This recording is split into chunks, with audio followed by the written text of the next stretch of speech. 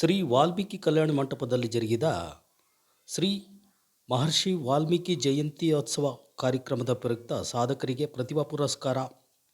ಆದಿಕವಿ ಶ್ರೀ ವಾಲ್ಮೀಕಿ ರಚಿಸಿದ ರಾಮಾಯಣ ಪ್ರತಿಯೊಬ್ಬರೂ ಓದಿ ಅರ್ಥ ಮಾಡಿಕೊಳ್ಳುವುದು ಉತ್ತಮ. ಅವರ ಆದರ್ಶ ಗುಣಗಳಿಂದ ಬದುಕನ್ನು ಕಟ್ಟಿಕೊಳ್ಳಿ. ಟಿ ರಘುಮೂರ್ತಿ, ಶಾಸಕರು, ಚಳ್ಳಕೆರೆ. ಈ ರಾಜ್ಯದಲ್ಲಿ ಎಲ್ಲಾದರೂ ಹುಡುಕಿದ್ರೆ ನಾಯಕರ ಟ್ರೈಬಲ್ ಕ್ಯಾರೆಕ್ಟರ್ ಅವ್ರು ಏನಿತ್ತು ಬಹಳಷ್ಟು. ಅವತ್ತು ಇವತ್ತು ನಮ್ಮ ನನ್ನಿವಾಳ ಪಂಚಾಯತಿನಲ್ಲಿ 38 ಹಟ್ಟಿಗಳಲ್ಲಿ ನಾವು ಕಾಣಬಹುದು ಅವರ ಮುಗ್ಧತೆಯನ್ನು, ಅವರ ಸ್ವಭಾವವನ್ನು ಮತ್ತು ಅವರ ಸಂಸ್ಕೃತಿಯನ್ನು, ಬುಡಕಟ್ಟು ಸಂಸ್ಕೃತಿಯನ್ನು ನಾವಲ್ಲಿ ಕಾಣಬಹುದು. ಅಂಥ ವಿಶೇಷತೆ ಹೊಂದಿರತಕ್ಕಂಥದ್ದು ಚಳ್ಳಕೆರೆ ತಾಲೂಕು ಅಂತ ಹೇಳಿ ನಾನು ಭಾವಿಸ್ತೀನಿ. ಹಾಗಾಗಿ ಪ್ರಶಸ್ತಿಗಳು ಖಂಡಿತವಾಗಲೂ ಎಲ್ಲರೂ ಅದಕ್ಕೆ ಯೋಗ್ಯರಾಗಿದ್ದಾರೆ, ಅರ್ಹರಾಗಿದ್ದಾರೆ. ಆದರೆ ಕೆಲವರಿಗೆ ಸಿಗುತ್ತೆ.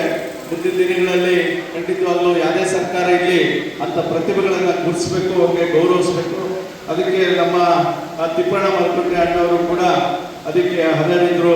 ಆಮೇಲೆ ಭೂತಣ್ಣವರಿದ್ದರು. ಜೊತೆಗೆ ನಮ್ಮ ಮೊಳಕಾಲ್ಮೂರು ತಾಲೂಕಲ್ಲಿ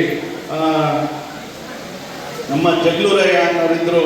ಆದರೆ ಅರ್ಹತೆ ಆಧಾರದ ಮೇಲೆ, ಸೀನಿಯಾರಿಟಿ ಮೇಲೆ, ಬೇರೆ ಬೇರೆ ಮಾನದಂಡಗಳ ಮೇಲೆ ನಮ್ಮ ತಿಪ್ಪೇಸ್ವಾಮಿಯವರು ಆಗಿದ್ದಾರೆ.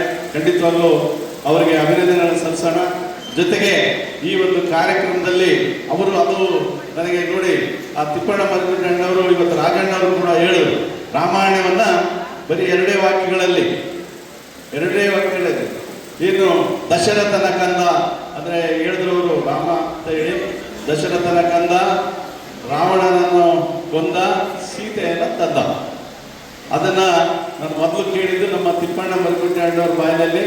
ಅಂದರೆ ಅವರು ಬಹಳಷ್ಟು ಸಾಹಿತ್ಯವನ್ನು ಈಗಾಗಲೇ ನಾಡಿಗೆ ಪರಿಚಯ ಮಾಡಿದ್ದಾರೆ.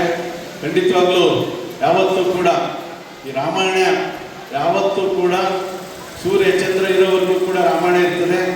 ಅದನ್ನು ಬರೆದಂಥ ಮಹರ್ಷಿಗಳು ಯಾವತ್ತೂ ಕೂಡ ಚಿರಕಾಲ ಬದುಕಿರ್ತಾರೆ.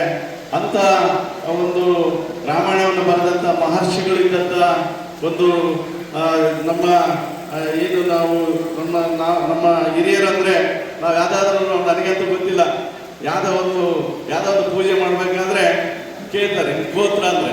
ನಾವು ಮೊದಲೆಲ್ಲ ಹೇಳ್ತಿದ್ದೆ, ನಾವು ಇತ್ತೀಚೆಗೆ ಮೊದಲಿಂದ ನಾವು ಹೇಳ್ತಾ ಇರೋದು ವಾಲ್ಮೀಕಿ ಗೋತ್ರ ಅಂತ ಹೇಳ್ತೀವಿ. ಬೇರೆ ಬೇರೆ ಗೋತ್ರ ಹೇಳ್ತಾರೆ ನಮಗೆ. ಅಂದರೆ ನಮ್ಗೆ ತಾತ ಗೊತ್ತಿಲ್ಲ.